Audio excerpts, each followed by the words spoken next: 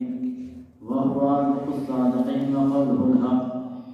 بسم الله الرحمن الرحيم. إن الذين يؤمنون الله ورسوله لعنهم الله في الدنيا والآخرة. اللهم صل على محمد وآل محمد.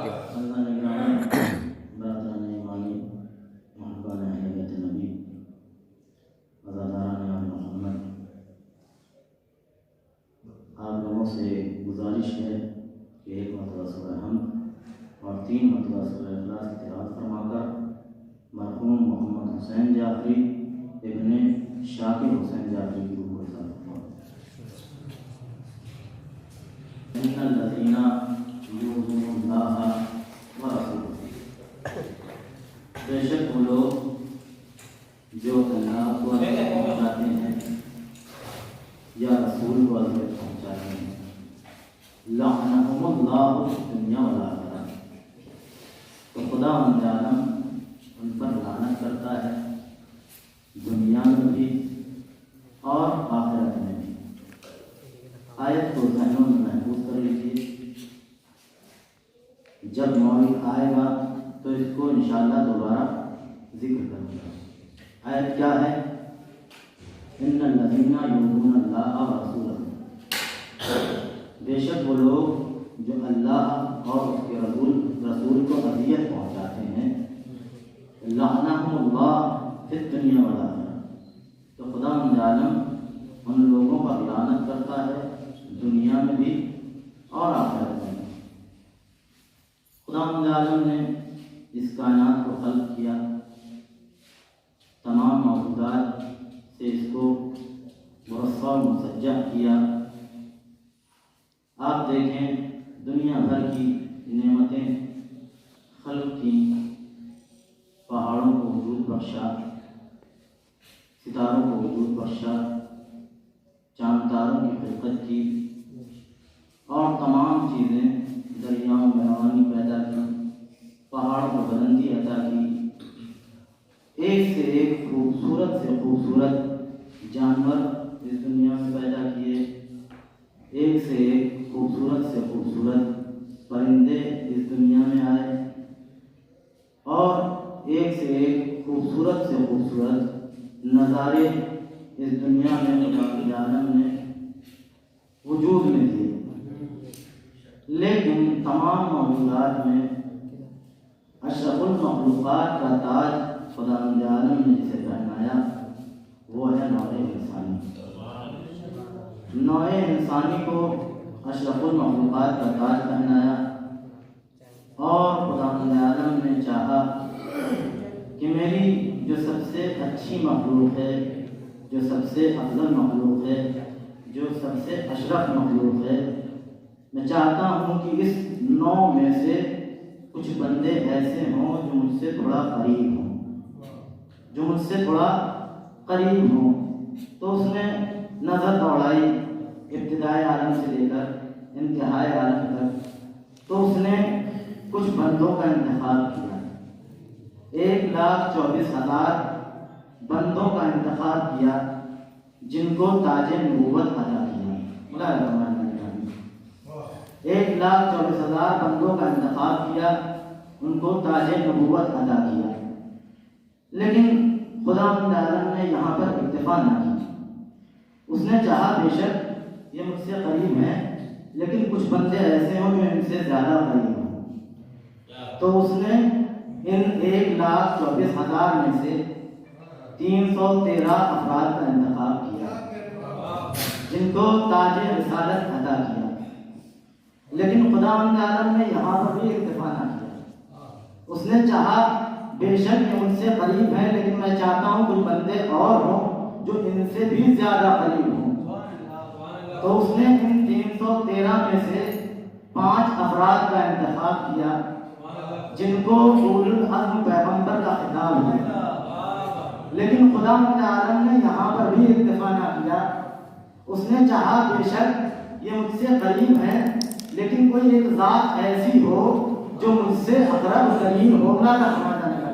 کوئی ایک ذات ایسی ہو جو مجھ سے اقرب ترین ہو، تو اس نے ان 5 میں سے ایک ذات کا انتخاب کیا، اور جس ذات کا انتخاب کیا اسے ذات محمد مصطفیٰ کہا۔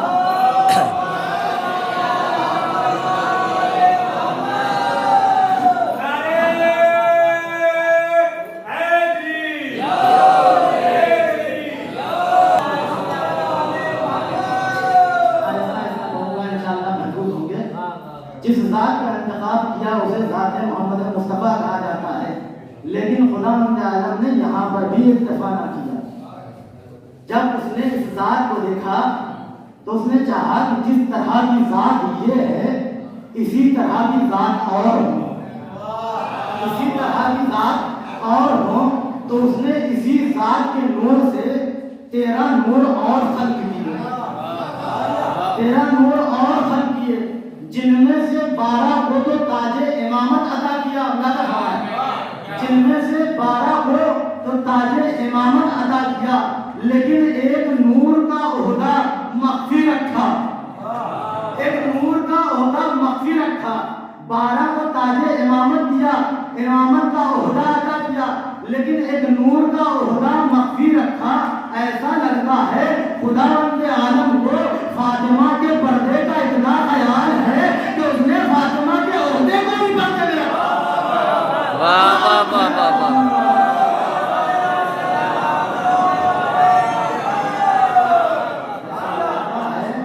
خداوند عالم کو فاطمہ کے پردے کا اتنا خیال ہے کہ اس نے فاطمہ کے عہدے کو بھی پردے میں رکھا، لیکن کوئی عہدہ تو تھا اور خدائی عہدہ تھا۔ یوں ہی نہیں رسول تعظیم کے لیے کھڑے ہو جایا کرتے تھے، رسول کا تعظیم میں کھڑے ہو جانا بتاتا ہے کہ شہزادی کونین کے پاس کوئی خدائی عہدہ تھا۔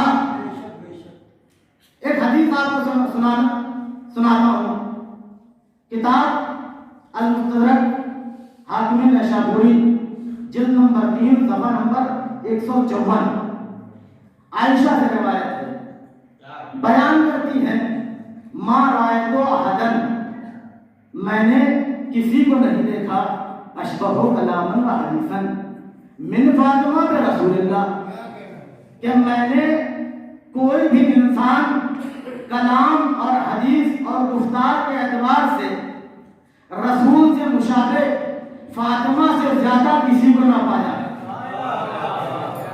میں آج جتنے حوالے دوں گا ہماری کتابیں نہیں ہوں گی، سب غیروں کی کتابیں ہوں گی، بس ایک ہماری کتاب ہے، اور وہ ہماری کتاب ایسی ہے کہ جس پر کوئی انگلی نہیں اٹھا سکتا، اور اگر کوئی انگلی اٹھائے گا تو ایمان سے خارج ہو جائے گا، اور اگر کوئی انگلی اٹھائے گا تو اسلام سے خارج ہو جائے گا۔ وہ کتاب ایسی ہے کہ اگر کوئی اس کی آیتوں کا انکار کر لے، وہ کتاب ایسی ہے کہ اگر کوئی اس کی آیتوں کا انکار کر دے تو پہلے شریعت اسلامی اسے اسلام سے نکالتی ہے، پھر مسلمان اسے اسلام سے خارج کر دیتے ہیں۔ وہ کتاب ایسی ہے کہ اگر کوئی اس کا انکار کرتا ہے تو جہنم میں ملائکہ اس کی آگ کا انتظام کرتے ہیں، اور دنیا میں وہ خود اپنی وصیت کے ذریعے سے آگ کا انتظام کرتے ہیں۔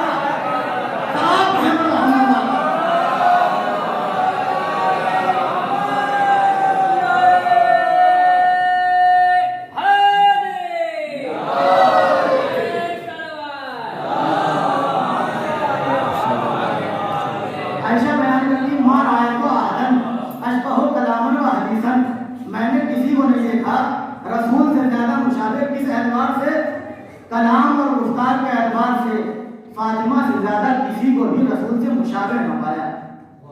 یہیں پر حدیث رکی نہیں، آگے بیان ہوتا ہے، وَكَانَتْ إِذَا دَخَلَتْ عَلَيْهِ، اور جب فاطمہ رسول کی بارگاہ میں حاضر ہوتی تھی، رَحُبَ بِهَا وَقَامَ إِلَيْهَا وَأَخَذَ بِيَدِهَا فَتَقَبَّلَهَا وَأَجْلَسَهَا فِي مَجْلِسِهِ، جب فاطمہ رسول کی خدمت میں آتی تھی تو رسول تعظیم کے لیے کھڑے ہو جایا کرتے تھے، وَقَامَ إِلَيْهَا، اور فاطمہ کی طرف بڑھتے تھے، وَأَخَذَ بِيَدِهَا، اور فاطمہ کا ہاتھ پکڑتے تھے، اللہ فرمائے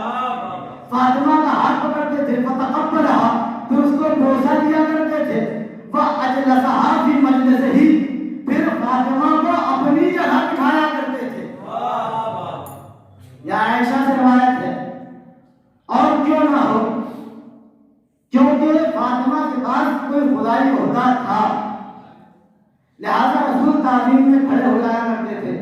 जिस तरह से इमामत ने रिसालत का हिस्सा बनकर रिसालत की हिफाजत की है, उसी तरह फातिमा ने भी रिसालत का जुज़ बनकर रिसालत की हिफाजत की है। इसीलिए रसूल ने कहा फातिमा को बता तुम्हें कि फातिमा मेरा टुकड़ा है। हदीस सुना रहा हूँ, ये हदीस मसनद अहमद में भी है और सही तिरमिज़ी में भी है, सही बुखारी की 6ठी जिल्द में भी है, लेकिन तफसीली हवाला सही मुस्लिम से, तफसीली हवाला सही मुस्लिम से, जिल्द नंबर 7 सफ़ा नंबर 141।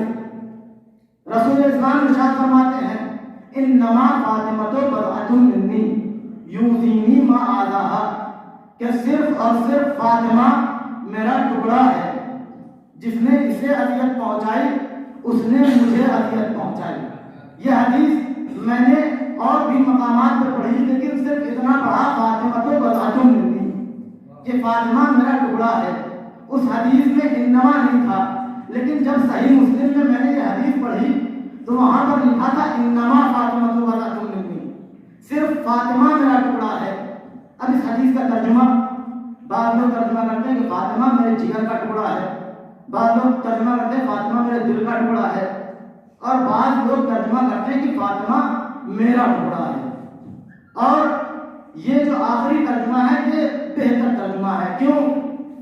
क्योंकि हदीस में दिल और जिगर का लफ्ज़ इस्तेमाल नहीं हुआ है, लेकिन उलमा ने ये तर्जुमा किया है, और उलमा ने ये तर्जुमा किया है तो किसी नेक नियत के साथ ही किया होगा।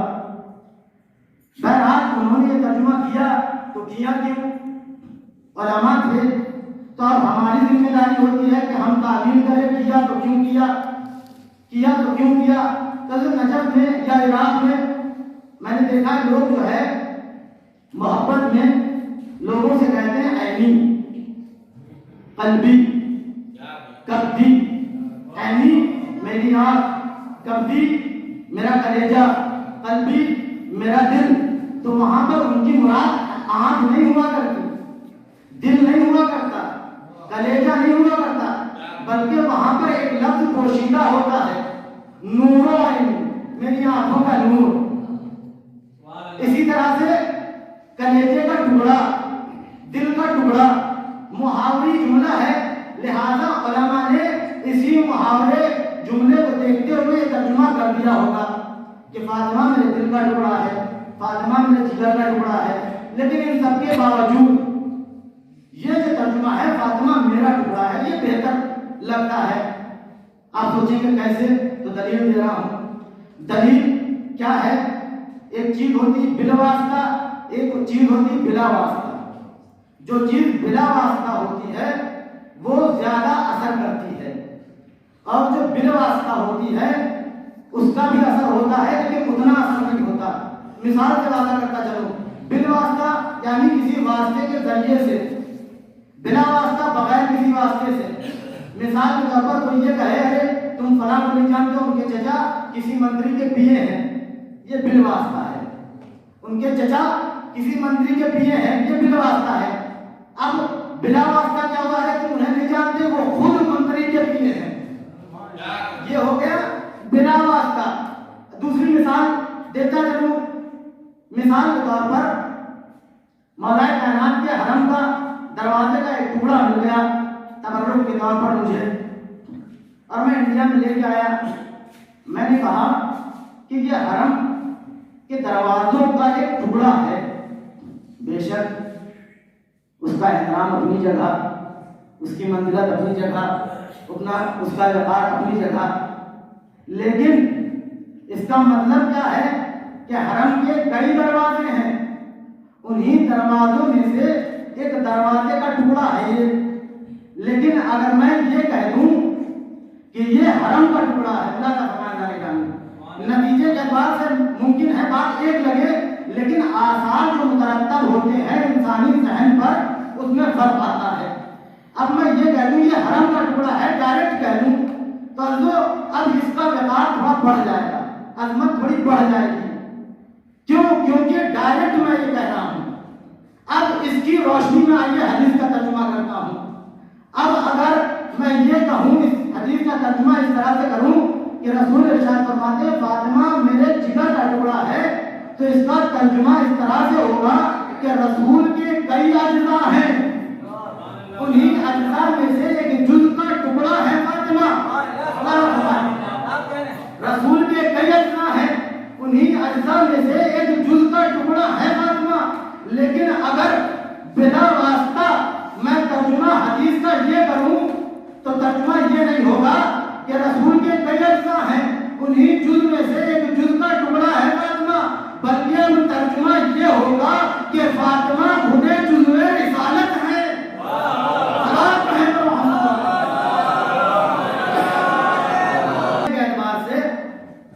جب بلا واسطہ کوئی چیز بیان کی جاتی ہے اس کے آثار الگ مترتب ہوتے ہیں. یہ ہوا ترجمہ, یہ ہوا ترجمہ.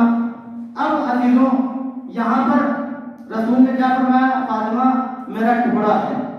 اب کچھ لوگ ہو ممکن ہے کہیں ہر باپ کو اپنی بیٹی سے محبت ہوتی ہے, ہر باپ ایسا کلام کر سکتا ہے, تو اس میں فضیلت کیا ہے؟ اس میں فضیلت کیا ہے؟ رسول بھی ایک باپ تھے, فاطمہ بھی ایک بیٹی تھی, ہر باپ کے اندر بیٹی کے لیے محبت ہوتی ہے, اس میں فضیلت کیا ہے؟ تو عزیزوں میں ان سے بتاتا چلوں, یہ تمہیں تب پتا چلتا جب تم قرآن کو صحیح سے پڑھتے. جب تم قرآن کو صحیح سے پڑھتے. سورہ آل عمران آیت نمبر 144 میں ارشاد ہوتا بسم اللہ الرحمن الرحیم وما محمد الا رسول, محمد کچھ نہیں ہے مگر رسول ہے. اللہ کا فرمایا یعنی محمد صرف اور صرف رسول ہے. اب کوئی انہیں اپنا دوست نہ سمجھے, اب کوئی انہیں اپنا بڑا بھائی نہ کہے, اب کوئی انہیں دوست نہ سمجھے, اب کوئی انہیں اپنا بڑا بھائی نہ کہے, کیونکہ قرآن کہہ رہا ہے محمد کچھ نہیں ہے مگر رسول ہے. اب اس آیت کی روشنی میں اس حدیث کا ترجمہ کیا جائے تو ترجمہ یہ نہیں ہوگا کہ ایک بیٹی اپنے باپ کا جز ہے. اس آیت کی روشنی میں ترجمہ یہ ہوگا کہ فاطمہ جزو رسالت ہے.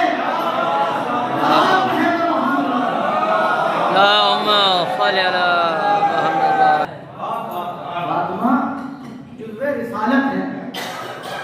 اور عزیزوں اب میں آتا ہوں اس لفظ پر جو شروع میں ہے. حدیث بتائے کہاں ہے؟ صحیح مسلم میں ہے. جو صحیح مسلم کی روایت کو نہ مانے وہ صحیح مسلم ہے. صحیح مسلم میں ہے انما فاطمہ تو بذات منی, صرف فاطمہ میرا ٹکڑا ہے. اللہ نے فرمایا یہ انما جو ہوتا ہے کلمہ حصر ہے, یہ بیان کرتا ہے صرف اور صرف کا ترجمہ کیا جاتا ہے اس سے.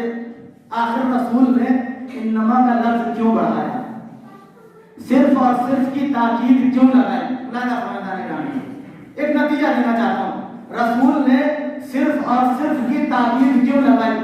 تو اگر ممکن ہے اس حدیث سے, اس لفظ سے یہ استدلال کیا جا سکے کہ رسول کی صرف اور صرف ایک بیٹی تھی.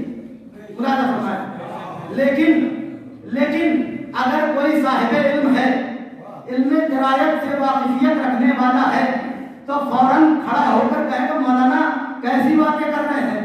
دلالت کے اعتبار سے یہ لفظ اس بات پر دلالت نہیں کرتا کہ رسول کی صرف ایک بیٹی تھی, باقی بیٹیوں کا انکار یہ لفظ نہیں کر سکتا.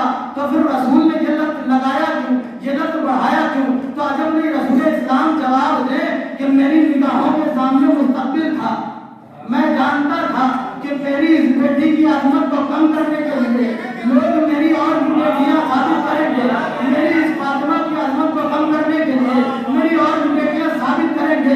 لہذا میں نے اس لفظ کو لگا کر یہ بتا دیا کہ دنیا والوں تم چاہے جتنی بیٹیاں ثابت کرنا چاہتے ہو ثابت کرتے رہو, یہ یاد رکھنا محمد کی تو اور بیٹیاں ثابت تو کر سکتے ہو لیکن جزو رسالت فاطمہ کے علاوہ کسی کا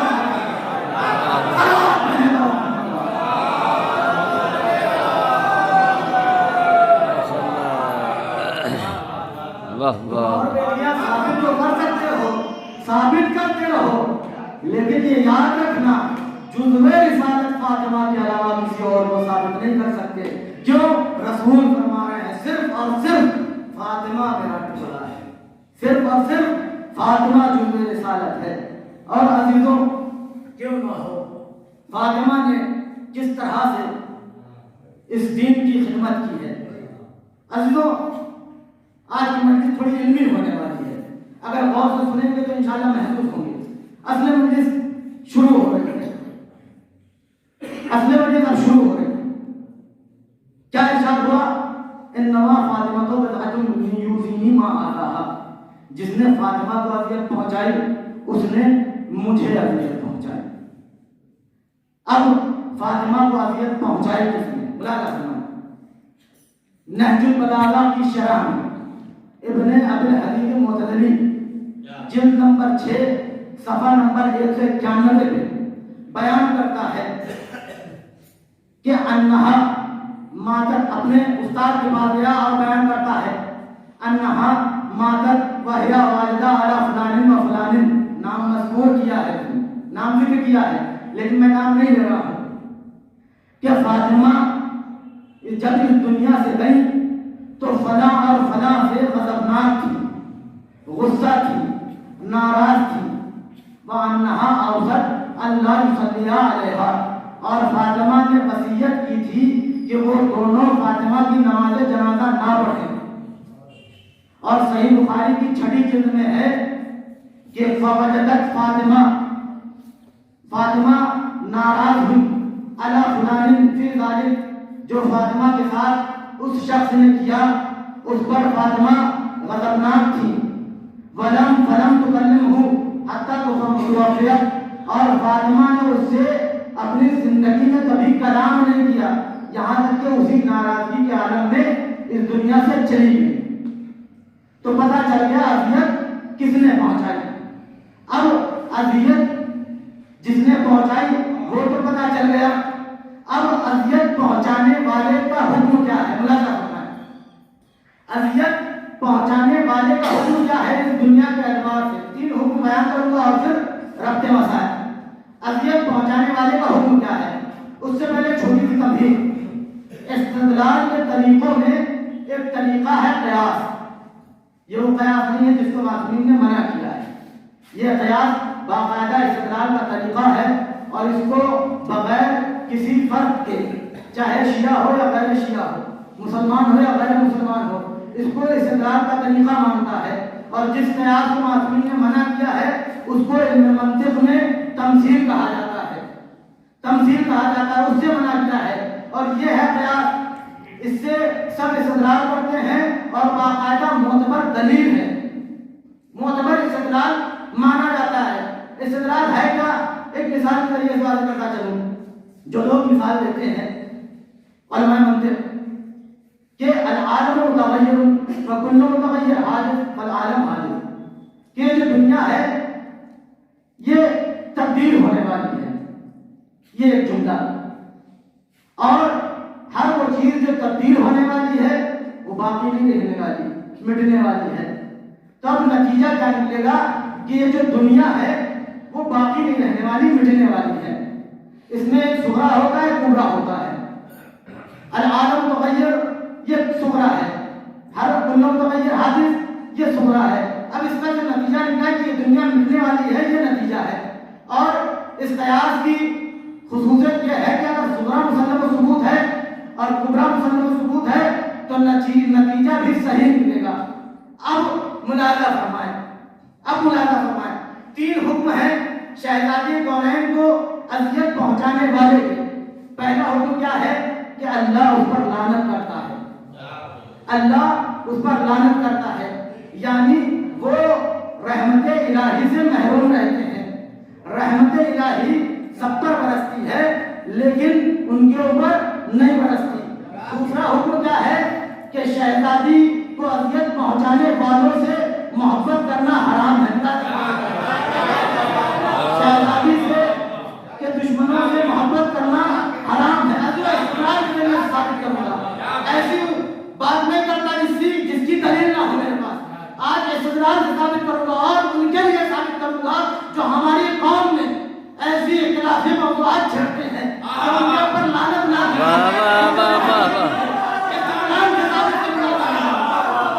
قرآن ایسا ہے جس کو ہر انسان مانتا ہے، ہر آخر آدمی مانتا ہے۔ اپنائی دلیل پیش کروں گا عزیزوں۔ دوسرا حکم کیا ہے کہ ان کے دشمن سے محبت کرنا حرام ہے۔ بالکل، دوسرا حکم واہ کیا ہے کہ ان کا دشمن محدود الدم ہے، یعنی اس کا خون حلال ہے۔ اس کا خون حلال ہے۔ اب دلیلیں پیش کروں کس طرح سے لعنت اللہ کرتا ہے۔ اب میں اسی آیت کی تلاوت کرتا ہوں جس کو میں نے عنوان کلام قرار دیا ہے۔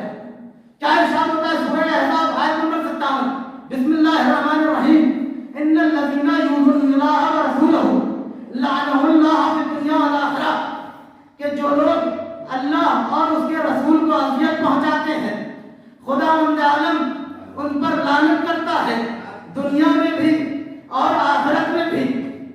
ملاحظہ فرمائے، جو لوگ اللہ اور رسول کو اذیت پہنچاتے ہیں خداوند عالم ان پر لعنت کرتا ہے، دنیا میں بھی اور آخرت میں بھی۔ اب حدیث پڑھتا ہوں، بسم اللہ الرحمن الرحیم، انما فاطمہ بضعۃ منی یؤذینی ما آذاہا، کہ فاطمہ میرا ٹکڑا ہے، جس نے فاطمہ کو اذیت پہنچائی اس نے مجھے اذیت پہنچائی، اس نے مجھے اذیت پہنچائی۔ اگر ملاحظہ فرمائے، صحیح مسلم کی روایت ہے، اس حدیث کے آگے لکھا ہوا ہے ھذا صحیح الاسناد، اس حدیث کی سند معتبر ہے۔ ایک تو یہ صحیح مسلم کی روایت، کوئی انکار نہیں کر سکتا۔ دوسری تاکید یہ ہے کہ صحیح مسلم نے یہ لکھ دیا ہے ھذا صحیح الاسناد، اس حدیث کی سند صحیح ہے۔ اب عزیزوں، ہمارے پاس ہے ایک آیت، ایک ہے روایت، آیت مسلمہ ثبوت کیونکہ قرآن کا جملہ، ایک ہے روایت یہ بھی مسلمہ ثبوت کیونکہ صحیح مسلم سے ہے۔ ملاحظہ فرمائیں، اب ہم ایک جملہ آیت سے نکالیں گے، ایک جملہ روایت سے نکالیں گے۔ آیت سے جملہ کیا نکالیں گے کہ جو اللہ اور رسول کو اذیت پہنچاتا ہے اللہ اس پر لعنت کرتا ہے، دنیا میں بھی اور آخرت میں بھی۔ جملہ نکالیں گے روایت سے، روایت سے جملہ کیا نکلے گا کہ جو رسول کو، جو فاطمہ کو اذیت پہنچاتا ہے وہ رسول کو اذیت پہنچاتا ہے۔ اب ہمارے پاس ایک جملہ ہے آیت سے، ایک جملہ ہے روایت سے۔ آیت سے جو جملہ نکلا وہ ہے صغرا، روایت سے جو جملہ نکلا وہ ہے کبرا۔ آیت سے جو جملہ نکلا وہ بھی مسلم ثبوت کیونکہ آیت سے نکلا ہے، جو روایت سے جملہ نکلا وہ بھی مسلم ثبوت کیونکہ اس روایت سے نکلا ہے جس کے آگے لکھا ہے ھذا صحیح الاسناد۔ اب ہمارے پاس دو جملے ہیں، صغرا کبرا۔ صغرا کیا ہے کہ جو اللہ اور اس کے رسول کو اذیت پہنچاتا ہے اللہ اس پر لعنت کرتا ہے، دنیا میں بھی اور آخرت میں بھی۔ حدیث سے جو جملہ نکلا وہ جملہ کیا ہے، جس نے فاطمہ کو اذیت پہنچائی اس نے رسول کو اذیت پہنچائی۔ دونوں جملے مسلم اور ثبوت ہے۔ اب نتیجہ بھی مسلم ثبوت نکلے گا۔ نتیجہ کیا نکلے گا کہ اب جو فاطمہ کو اذیت پہنچاتا ہے اللہ اس پر لعنت کرتا ہے، دنیا میں بھی اور آخرت میں بھی۔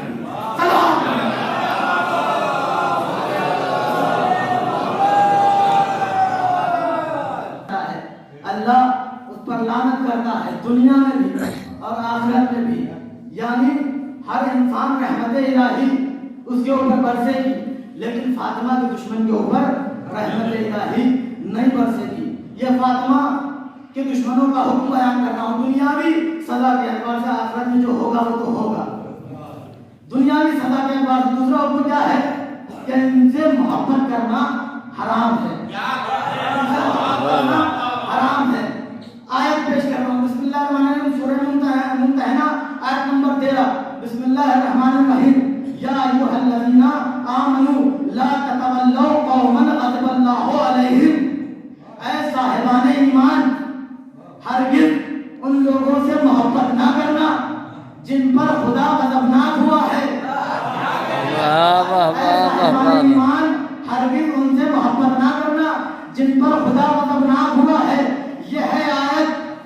اب سنانا ہو روایت، روایت کہاں سے؟ مستدرک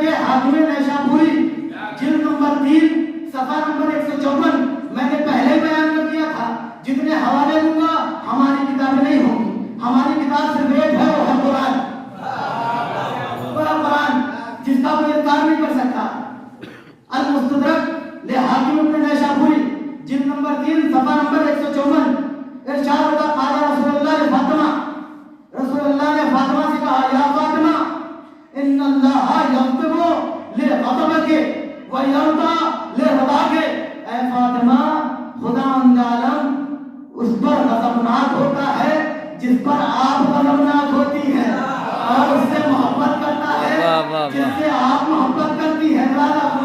میں نے ایک آیت سنائی, ایک روایت سنائی, اب اس کو بھی استدلالی کیفیت میں بیان کروں. ایک جملہ میں اس آیت سے نکالوں گا, ایک جملہ اس روایت سے نکالوں گا. آیت کیا ہے کہ خداوند عالم بیان کر رہا ہے اس سے محبت کرنا حرام ہے جس پر اللہ غضبناک ہوا ہے. جس پر خداوند عالم غضبناک ہوا ہے اس سے محبت کرنا حرام ہے. روایت کیا ہے؟ خداوند عالم فاطمہ, جس سے فاطمہ غضبناک ہوتی ہے اس پر اللہ غضبناک ہوتا ہے. اب ایک جملہ ہم آیت سے نکالیں گے. آیت سے جملہ کیا نکلے گا کہ خداوند عالم کہہ رہا ہے کہ جس پر اللہ غضبناک ہوا ہے اس سے محبت کرنا حرام ہے. لا تتولوا, ہرگز محبت نہ کرنا. جملہ کیا نکلا؟ جس پر اللہ غضبناک ہوا ہے اس سے محبت کرنا حرام ہے. اب روایت سے جملہ کیا نکلے گا کہ جس پر فاطمہ غضبناک ہوتی ہے اس پر اللہ غضبناک ہوتا ہے. جس پر فاطمہ غضبناک ہوتی ہے اس پر اللہ غضبناک ہوتا ہے. اب ہمارے پاس ہے ایک صغرا, ایک ہے کبرا. صغرا کیا ہے کہ اللہ جس پر غضبناک ہوتا ہے اس سے محبت کرنا ہے حرام, اور فاطمہ جس پر غضبناک ہوتی ہے اس پر اللہ غضبناک ہوتا ہے. صغرا بھی مسلم ثبوت, کیونکہ قرآن کا جملہ, روایت کا جو جملہ نکلا کبرا وہ بھی مسلم ثبوت, کیونکہ اس حدیث کے آگے بھی لکھا ہے ھذا صحیح الاسناد.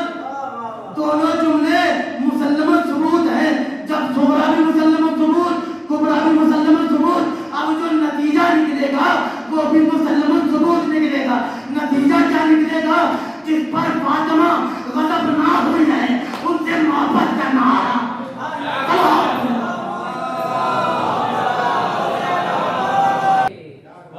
جن پر فاطمہ غضبناک ہوئی ہے ان سے محبت کرنا حرام ہے.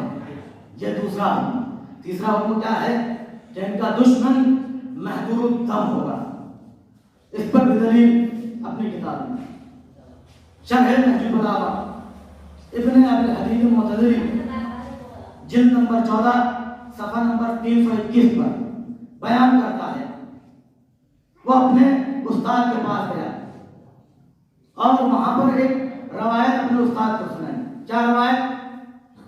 کہ رسول اسلام نے حبار بن اسود نام کا ایک شخص تھا,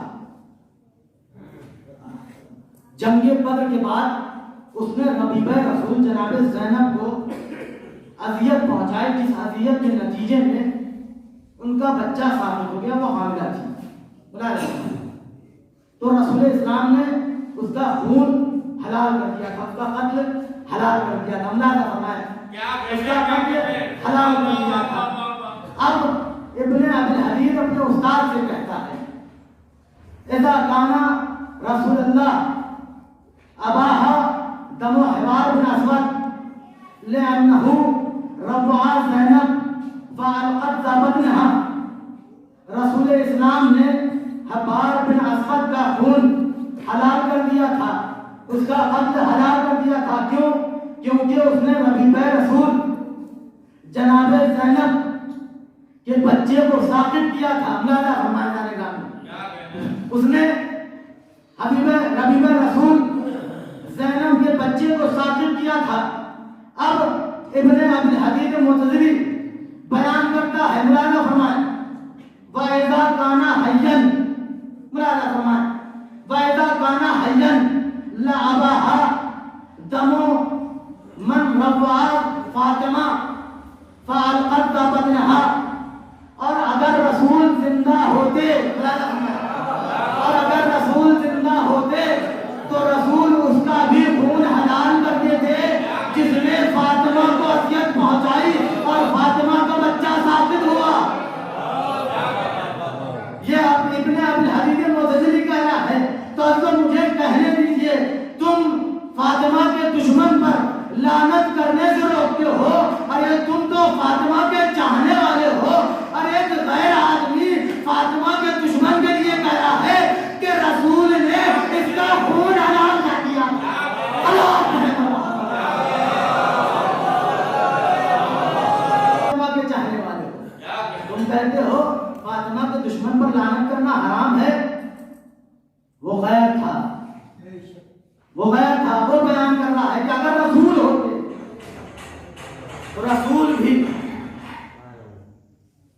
رسول ہوتے تو رسول بھی اس کا خون حلال کر دیتے اگر زندہ ہوتے. جس نے فاطمہ کو اذیت پہنچائی اور فاطمہ کے بچے کو ساقط کر دیا.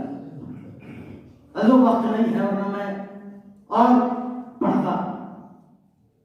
فاطمہ کے بچے کو ساقط کر دیا.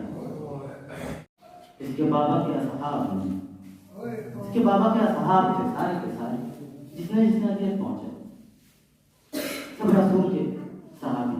سارے صحابی برے نہیں، سارے صحابی اچھے ہیں. عزیزوں، اذیت جو ہوتی ہے وہ دو طرح کی ہوتی ہے. اذیت جو ہوتی ہے دو طرح کی ہوتی ہے. ایک ہوتی ہے ذہنی اذیت، نفسی اذیت، اور ایک ہوتی ہے جسدی اذیت، جسمی اذیت. نفسی اذیت جس کو ذہنی اذیت کہتے ہیں، جسدی اذیت جس کو جسمی اذیت کہتے ہیں. لیکن عزیزوں، خدا کی قسم فاطمہ کو دونوں اذیتیں پہنچائی. اور عزیزوں، میں نے جہاں تک پڑھا، جہاں جہاں بھی لوگوں سے سنا، جتنے بھی فتویٰ سنا، فاطمہ نے ایک چیز کی خواہش کی. کیا خواہش تھی وہ؟ یا لیتنی قدمت، اے کاش میں مر گئی ہوتی. عزیزوں، میں نے جہاں تک پڑھا، میں نے یہ غور کیا کہ فاطمہ نے یہ جو خواہش کی ہے وہ نفسی اذیت کے بعد کی ہے، جسمی اذیت کے بعد یہ خواہش نہیں تھی. اذان گرامی، تصور کریں، تصور کریں، قسم خدا کی ایسی اذیت فاطمہ کو پہنچائی گئی تھی. تصور کریں، آنکھوں سے آنسو نہیں رکیں گے. ہاں عزیزوں، ہم ہمیشہ امام حسین کا پرسہ شہزادی کونین کو دیتے آئے ہیں، لیکن آج ہم شہزادی کونین کا پرسہ آقا حسین اور ان کے باقی بیٹوں کو دیں گے اور مولا کائنات کو دیں گے. ہاں عزیزوں، آپ کی آواز بلند ہو گئی. انشاءاللہ آپ بے تحاشا لیا کریں گے اور کوئی کوتاہی نہیں کرنی چاہیے. فاطمہ وہ مظلومہ بیوی ہے. مجھے نہیں لگتا کہ یہ مسائل کسی اور بیوی پر کھائے گئے ہیں عالم اسلام میں. عزیزوں، ذہنی اذیت کیا ہے تصور کریں. مثال کے طور پر میں ایک عالم ہوں، ایک طالب علم ہوں، عالم ہوں. میں دوسری مثال دے رہا ہوں. کوئی عالم ہے جس کی بڑی عظمت ہے اپنے قوم میں، بڑی عظمت ہے، لوگ اس کا بڑا احترام کرتے ہیں. کسی قافلے کے ساتھ وہ زیارت کے لیے جانے لگا.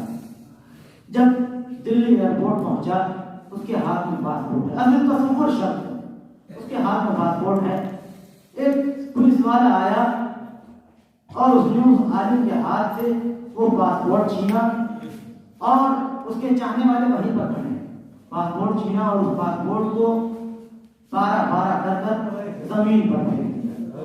عزیزوں، آپ تصور کریں، اب اس عالم کو اس پاسپورٹ کے پھٹنے کا غم نہیں ہوگا جتنا غم اسے اس بات کا ہوگا کہ اس نے ان لوگوں کے سامنے اس کی توہین کی ہے جو لوگ اس کا احترام کرتے ہیں. اگر تصور کریں، اگر شہزادی کونین دربار پہنچی، ہمارے لوگ کے لیے اتنا کافی ہے کہ ہماری شہزادی دربار میں پہنچی. ہاں عزیزوں، شہزادی کونین دربار میں پہنچی. اب جب دربار میں پہنچی، اخذ و رد ہوئی.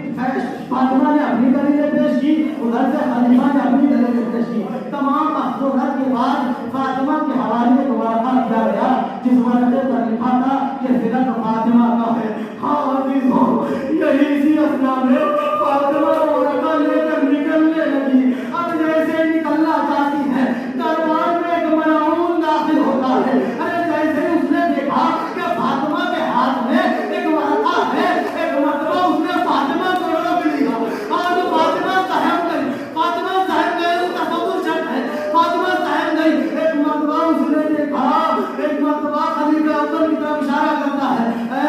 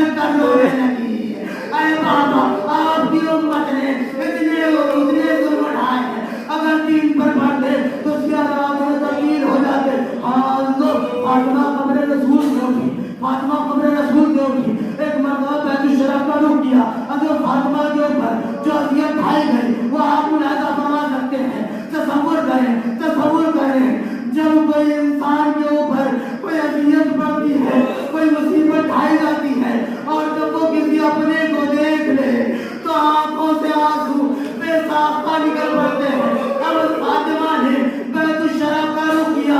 اب جیسے ہی دہلیز پر پہنچی، فاطمہ نے کیا دیکھا؟ علی سامنے کھڑے۔ اب جیسے ہی فاطمہ نے اپنے عزیز کو دیکھا، ارے فاطمہ دہلیز پر بیٹھ گئی، ارے پلک پلک کر رونے لگی۔ آج تاریخ بیان کرتی ہے فاطمہ سسکیاں لے کر رو رہی تھی، سسکیاں لے کر رو رہی تھی۔ اگر تصور کریں، سسکیاں لے کر رو رہی تھی۔ ایک مرتبہ علی قریب آئے، علی نے فاطمہ کا گریہ دیکھا، علی بھی رونے لگے۔ ایک مرتبہ علی نے کہا، اے فاطمہ، لگتا ہے تم کو تمہارا حق نہ دیا گیا۔ اب ذہنی اذیت، جو نفسی اذیت فاطمہ کو پہنچائی گئی، فاطمہ کی زبانی پڑھ رہا ہوں، ملاحظہ فرمائیے گا۔ اگر برداشت کر سکتے ہیں تو برداشت کیجیے گا۔ آج دو میں پڑھ رہا ہوں۔ ایک مرتبہ فاطمہ کہتی ہے، علی کہتے ہیں فاطمہ ایسا لگتا ہے آپ کا حق نہ دیا گیا۔ ایک مرتبہ فاطمہ نے اپنے اوپر ہونے والی اذیتوں کو بیان کرنا شروع کیا۔ اے علی، تمہیں نہیں پتا، مجھے حق نہ دیتے تو ٹھیک تھا۔ اے علی، تمہیں نہیں پتا، ارے میرے بابا نے مجھے صدیقہ کہا تھا، میرے بابا نے مجھے صدیقہ کہا تھا۔ اے علی، دربار میں سب کے سامنے فاطمہ کو جھوٹا کہا گیا۔ ارے سب نے کہا، اے فاطمہ تم جھوٹ بول رہی ہو۔ اے علی، تم کو نہیں پتا، وہاں سارے انصار مہاجرین بیٹھے تھے، فاطمہ کھڑی تھی۔ اے علی، تمہیں نہیں پتا، لقد اجہرا فی خصامی۔ اے علی، تمہیں نہیں پتا، ارے وہاں مجھ سے لوگ بلند آواز میں کلام کر رہے تھے۔ اب لوگ اس جملے کا ترجمہ میں نے اصطلاحی زبان میں کر دیا ہے۔ اگر میں عام زبان میں ترجمہ کروں تو آپ برداشت نہیں کر سکیں گے، لیکن سادات سے معذرت چاہتے ہوئے بڑی جرات کے ساتھ ترجمہ کر رہا ہوں۔ اے علی، لقد اجہرا فی خصامی۔ اے علی، وہ مجھ سے ڈانٹنے کی صورت میں باتیں کر رہے تھے۔ اے علی، وہ مجھے ڈانٹ رہے تھے۔ ہاں جو فاطمہ بیان کر دی۔ اے علی، کچھ دیر تک انہوں نے مجھ سے تو باتیں کی، لیکن اے علی، کچھ دیر کے بعد انہوں نے مجھ پر دھیان دینا بھی ختم کر دیا۔ آخر میں ایک جملہ کہا جس پر علی بھی پلک کر ہوئے۔ ہاں علی کو فاطمہ بیان کرتی ہے، اے علی، یا لیتنی قد متو۔ اے علی، اے کاش فاطمہ مر گئی ہوتی، فاطمہ یہ سب دیکھ نہیں پاتی۔ ہاں عزیزو، ایک بار علی بھی پلک کر ہوئے۔ ہاں عزیزو، یہ فاطمہ پر ذہنی اذیت پہنچائی گئی۔ اب جسمی اذیت، مجھے شہادت نہیں پڑھنی ہے، شہادت انشاءاللہ آپ کل سنیں گے۔ جسمی اذیت کا پہنچائی گئی، بس 3 جملے پڑھوں گا اور زحمت تمام۔ ہاں جو جسمی اذیت کیا تھی، جسدی اذیت کیا تھی، تاریخ کیا بیان کرتی ہے؟ اسرہا بالباب۔ آپ اثر کا معنی جانتے ہیں؟ تو اثر کا معنی ہے نچوڑ دینا، پیس دینا۔ ہاں وہ تاریخ کہتی ہے اسرہا بالباب، ارے فاطمہ کو دروازے کے نیچے پیس دیا گیا، دروازے کے نیچے پیس دیا گیا۔ ہاں وہ اگر مسائل سخت ہو تو مجھے روک دیجیے گا، سادات سے مدد چاہتے ہوئے۔ ہاں مسائل سخت لگے تو مجھے روک دیجیے گا۔ دوسری اذیت کیا ہے؟ دوسری اذیت کیا ہے؟ اس قابل جنین بالرفض۔ عزیزو، میں ترجمہ کر رہا ہوں، اگر برداشت کر سکتے ہیں تو برداشت کیجیے۔ ترجمہ ہے، ارے پیر سے مار کر فاطمہ کے بچے کو ثابت کر دیا، پیر سے مار کر فاطمہ کے بچے کو ثابت کر دیا گیا۔ تیسری اذیت حد ہو گئی، ولت والا خطیہ، ارے اب حد ہو گئی۔ ارے بی بی ہے یہ صاحب عصمت و طہارت، ایک صاحب عصمت و طہارت بی بی کے لیے ایک نامحرم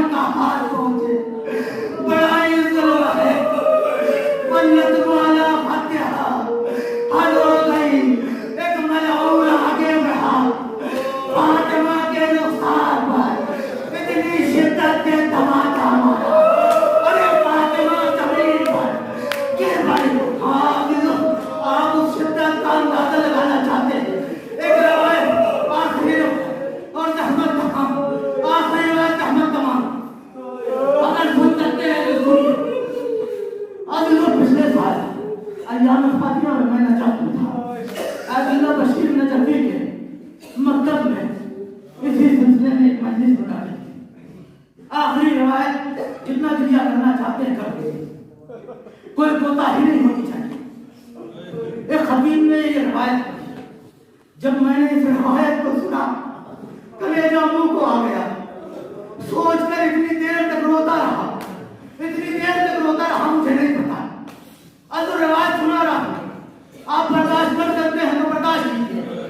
شدت کا اندازہ لگانا چاہتے ہیں اس تماچے کی شدت کیا تھی۔